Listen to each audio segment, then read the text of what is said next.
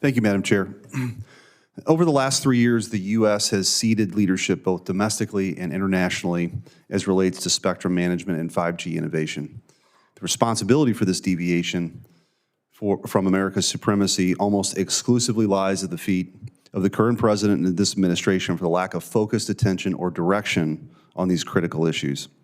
We've seen almost zero action from the Biden White House in heading off China, whether it's in rip and replace and addressing the presence of Chinese telecom companies such as Huawei and ZTE in our networks, freeing up more spectrum for commercial use, or asserting leadership abroad in international forums like the World Radio Conference or spectrum standards. The list goes on and on and on.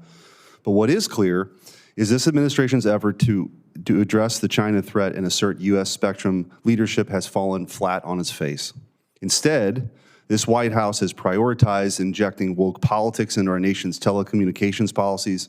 Some examples include the Commerce Department coercing internet providers to combat climate change, or prioritizing hiring past criminals as a condition for federal broadband program funding.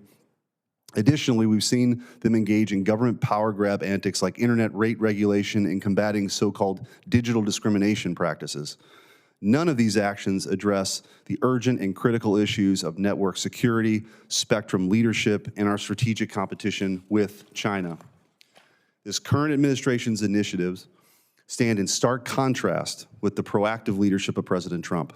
Under the Trump administration, the FCC released record amounts of spectrum for licensed 5G use and thousands of megahertz for unlicensed use.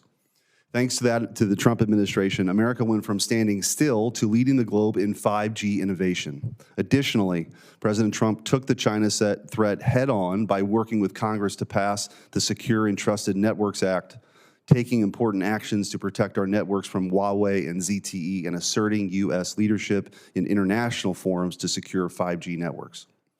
Late last year, President Biden released his long-awaited national spectrum strategy.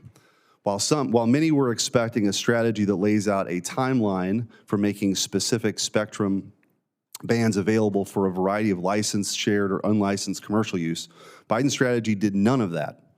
Instead, the current administration's strategy, and I use that term loosely, failed to make a single megahertz or spectrum available.